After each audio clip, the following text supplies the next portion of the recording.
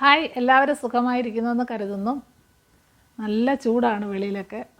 ഫെബ്രുവരി മാസത്തിലെ ഇത്രയും വലിയ ചൂടടിച്ച് ഇനി മാർച്ച് ഏപ്രിലൊക്കെ ആകുമ്പോൾ എന്താ അവസ്ഥയെന്ന് ആർക്കും അറിയാൻ പറ്റത്തില്ല. എല്ലാ വർഷത്തേക്കാളും ചൂടടിക്കുന്നുണ്ട് ഇപ്രാവശ്യം. ഇന്ന് രാവിലെ അമ്പലത്തിലൊക്കെ പോയി. മിക്കവാറും അമ്പലത്തിലൊക്കെ പോകും. എല്ലാ ദിവസവും അടുത്തുള്ള അമ്പലങ്ങളിലൊക്കെ പോകുന്ന പതിവുണ്ട്. പക്ഷേ ഇന്ന് ഞങ്ങളുടെ കുടുംബക്ഷേത്രത്തിലാണ് പോയത്. ഇവിടുത്തെ കുടുംബക്ഷേത്രമാണ് കൊട്ടാരക്കര വല്ലം ദേവീ ക്ഷേത്രമാണ്. ഇന്ന് വെള്ളിയാഴ്ച ആയതുകൊണ്ട് എന്നാൽ രാവിലെ അവിടെ പോയിട്ട് വരാമെന്ന് കരുതി. വർഷത്തിൽ ഒരു പ്രാവശ്യമൊക്കെ പോകാറുള്ളൂ. അപ്പോൾ കുറച്ച് ദൂരമുണ്ട് ഇവിടുന്ന്. അതുകൊണ്ട് ഇന്ന് രാവിലെ എന്തായാലും അമ്പലത്തിലൊക്കെ പോയി അവിടുത്തെ പൂജകളിലൊക്കെ പങ്കെടുത്തിട്ട് തിരിച്ച് വന്നപ്പം 10-11 മണിയായി. പിന്നീട് വീട്ടിലെ ജോലികളൊക്കെ ഉണ്ടായിരുന്നു, അതൊക്കെ ചെയ്തു. ഇപ്പം പിന്നെ ചോറൊക്കെ ഉണ്ടിട്ടാണ് നിങ്ങളുമായിട്ട് അല്പനേരം സംസാരിക്കുന്നത്. ക്ഷേത്രത്തിൻ്റെ കുറച്ച് വീഡിയോ ഒക്കെ ഞാൻ എടുത്തിട്ടുണ്ട്. അത് ഞാൻ ഇതിൻ്റെ ഇടയ്ക്ക് പിൻ ചെയ്ത് വയ്ക്കാം. ഇതാണ് ഞാൻ പോയ വല്ലം ദേവീ ക്ഷേത്രം. വളരെ മനോഹരമായ ഒരു ക്ഷേത്രമാണ്. കൊട്ടാരക്കര വല്ലം എന്ന സ്ഥലത്താണ് ഈ ക്ഷേത്രം സ്ഥിതി ചെയ്യുന്നത്. ഇത് എൻ്റെ ഹസ്ബൻഡിൻ്റെയൊക്കെ കുടുംബക്ഷേത്രമാണ്. ഭദ്രകാളിയാണ് പ്രതിഷ്ഠ. കുംഭത്തിലെ തിരുവാതിരയാണ് ഇവിടെ ഉത്സവം നടക്കുന്നത്. 4 കരക്കാർ ചേർന്നാണ് ഈ അമ്പലത്തിലെ കാര്യങ്ങളൊക്കെ നടത്തുന്നത്. അമ്പലത്തിൻ്റെ പ്രവർത്തനങ്ങളെല്ലാം അവർ 4 കരക്കാർ ചേർന്നാണ് നടത്തുന്നത്. NSSൻ്റെ കീഴിലാണ് ഈ ക്ഷേത്രം പ്രവർത്തിക്കുന്നത്. നല്ല ഒരു അമ്പലമാണ്.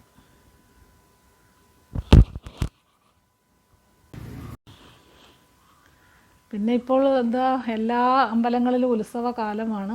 അതുപോലെ തന്നെ ഈ ആനകളെ കൊണ്ടുവന്നിട്ട് ഇന്നലെ ടി വിയിൽ കണ്ടില്ല, ആന ഇടഞ്ഞിട്ട് 3 പേര് മരിച്ച ഒരു സംഭവം ടി വിയിൽ. കൊയിലാണ്ടി എന്ന് പറയുന്ന സ്ഥലത്ത് എന്ത് വിഷമമായിപ്പോയിട്ട് നമുക്കത് കാണുമ്പം തന്നെ. ആനകളെ കുറ്റം പറഞ്ഞിട്ട് ഒരു കാര്യമില്ല, കഷ്ടം. അതൊക്കെ ഈ മിണ്ടാപ്രാണികളല്ലേ.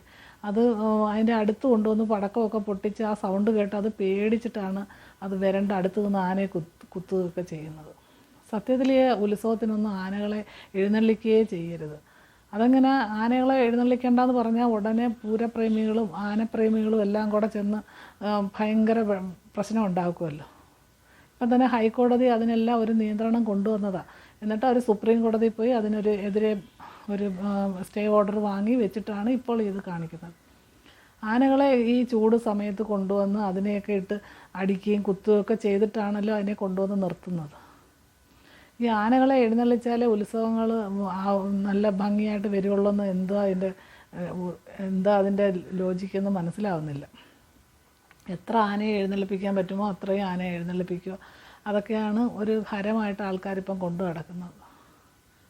ശ്രീനാരായണ ഗുരുദേവൻ പറയുന്നത് പോലെ കരിയും കരിമരുന്നും ക്ഷേത്രങ്ങളിൽ പാടില്ല എന്നാണ് പറയുന്നത്. പക്ഷേ അതൊക്കെ ആര് വകവെക്കുക? എല്ലാവർക്കും ആനയെ വേണം. ഒരാനയെ കൊണ്ടുവരുന്നതിന് എത്ര ലക്ഷം രൂപ ചിലവാകും? 1 ലക്ഷം, 2 ലക്ഷം, 3 ലക്ഷം രൂപയുടെയൊക്കെ ആനകളാണ് ഓരോ ഉത്സവങ്ങൾക്ക് കൊണ്ടുവരുന്നത്. ഈ ലക്ഷങ്ങളൊക്കെ കൊടുത്ത് നമ്മുടെ ഏതെങ്കിലും ഒരു പാവപ്പെട്ട ഒരു കുട്ടിക്ക് ഒരു വീട് വെച്ച് കൊടുക്കുമോ, അല്ലെങ്കിൽ ഒരു കല്യാണം കഴിക്കാൻ നിവൃത്തിയില്ലാത്ത ഒരു കുട്ടിക്ക് അതിന് കുറച്ച് സ്വർണം വാങ്ങിക്കാനുള്ള പൈസയായിട്ടൊക്കെ കൊടുത്ത് ഓരോ അമ്പല കമ്മിറ്റികളുടെ നേതൃത്വത്തിൽ അതൊക്കെ കൊടുക്കുന്നത് എത്ര നല്ലതാണ്. അതിനൊരു പുണ്യമെങ്കിലും കിട്ടും. ഈ ആനകളെ ഇത്രയും ദൂരെ നിന്നൊക്കെ കൊണ്ടുവന്ന് അതിനെ ഇട്ട് വിഷമിപ്പിച്ച്, സത്യം എത്ര ആയാലും അത് കാട്ടുജീവിയാണ്. അത് അതിൻ്റെ പ്രകൃതം കാണിക്കും. അത് പേടിച്ചിട്ടാണ് അത് അടങ്ങി നിൽക്കുന്നത്. കാലെ ചങ്ങലയൊക്കെ ഇട്ട് അതിനെ കൊണ്ടുവന്ന് നിർത്തുമ്പോഴത്തേനും അത് പേടിച്ചിട്ട് അടി കൊള്ളൂ എന്നുള്ള പേടി കൊണ്ടൊക്കെ അതങ്ങ് നിൽക്കുന്നതാണ്. അല്ലാതെ അതിൻ്റെ ഒരു താല്പര്യം അനുസരിച്ചല്ലല്ലോ മനുഷ്യർ കൊണ്ട് നിർത്തിയേക്കുന്നത്. എൻ്റെ നാട്ടിലെ ഉത്സവത്തിനാണെങ്കിൽ 10-30 ആനകളൊക്കെ ഉള്ള ഒരു കാലഘട്ടം ഉണ്ടായിരുന്നു. പിന്നെ കഴിഞ്ഞ പ്രാവശ്യമൊക്കെ 15 ആനകളാക്കി.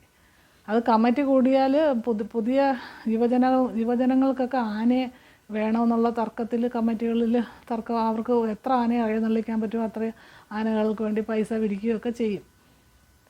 ആനയെ വേണ്ട എന്ന് പറഞ്ഞു കഴിഞ്ഞാൽ പിന്നെ അത് തർക്കമാവും. അതുകൊണ്ട് അങ്ങ് സമ്മതിച്ചു കൊടുക്കും. എത്ര ആനയെ വേണമെങ്കിലും ഞങ്ങളുടെ ആ അമ്പലത്തിൽ അന്ന് പണ്ടൊക്കെ കൊണ്ടുവന്ന് വലിയ കുഴപ്പമൊന്നും ഇല്ലാതെ പോകുമായിരുന്നു. പക്ഷേ ഇപ്പോൾ ഈ ഇടയ്ക്ക് കഴിഞ്ഞ പ്രാവശ്യം അതിൻ്റെ അങ്ങേ പ്രാവശ്യമാണെന്ന് തോന്നുന്നു ആന ഇടയുകയൊക്കെ ചെയ്തിട്ടുണ്ട്.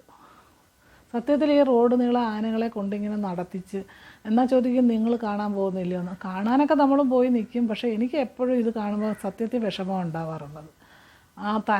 തല പൊക്കിക്കാൻ വേണ്ടിയിട്ട് അതിനെ ഇട്ട് കുത്തും. അതിൻ്റെ കഴുത്തേലോ താടിയിലോ ഒക്കെ ഇട്ട് കുത്തിയാണ് ഏറ്റവും പൊക്കത്തിൽ തല പൊക്കുന്ന ആനയ്ക്ക് എല്ലാം കൂടെ ചേർന്നൊരു പിന്നെ കൈയടിക്കുകയും ബഹളം ഉണ്ടാക്കുകയൊക്കെ ചെയ്യുമ്പോൾ.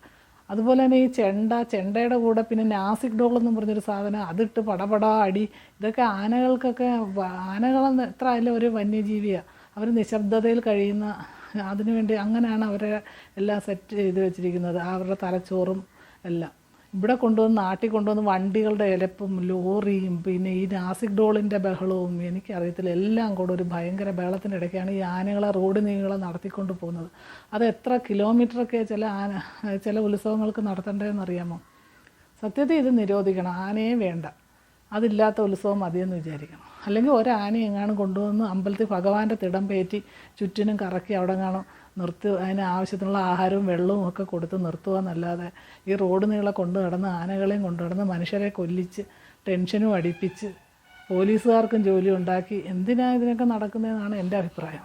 ഇത് കേൾക്കുമ്പോൾ പൂരപ്രേമികളും ആനപ്രേമികളും ഒക്കെ എനിക്കെതിരെ പറയുമെന്നൊക്കെ എനിക്കറിയാം, പറഞ്ഞു. പക്ഷേ എൻ്റെ അഭിപ്രായം ഞാൻ പറഞ്ഞതേ ഉള്ളൂ. എനിക്കതുകൊണ്ട് അതിലൊരു വിഷമമില്ല. ആനകളെ കാണാനും അത് തിടമ്പൊക്കെ ഏറ്റ് നിൽക്കുന്ന കാണാനൊക്കെ ഭംഗിയൊക്കെ ഉണ്ട്, ഇല്ലെന്നൊന്നും ഞാൻ പറയുന്നില്ല. പക്ഷേ അതൊരു ജീവിയോട് ചെയ്യുന്ന ഏറ്റവും വലിയ ക്രൂരതയായിട്ടേ എനിക്ക് തോന്നാറുള്ളൂ. ഇന്നലത്തെ തന്നെ ആ സംഭവത്തോടുകൂടി ആകെപ്പാടെ അത് TV കാണാൻ തന്നെ പേടിയായിട്ടിരിക്കും. പിന്നെ വേറെ എന്തോ വിശേഷങ്ങൾ, പ്രത്യേകിച്ച് വിശേഷങ്ങളൊന്നുമില്ല. പിന്നെ ഇന്ന് അമ്പലത്തിലൊക്കെ പോയ വിശേഷങ്ങളൊക്കെ ഉള്ളൂ പറയാൻ. അതുകൊണ്ട് എൻ്റെ അഭിപ്രായം പറയുന്നതേ ഉള്ളൂ. നിങ്ങളുടെയൊക്കെ അഭിപ്രായം എന്താണെന്ന് വെച്ചാൽ നിങ്ങൾ എഴുതുക, എല്ലാവരും കമൻസൊക്കെ ഇടുക. ഇന്ന് പ്രത്യേകിച്ച് വേറെ വിശേഷങ്ങളൊന്നുമില്ല. മറ്റൊരു വിഷയമായി നാളെ കാണാം. ബൈ.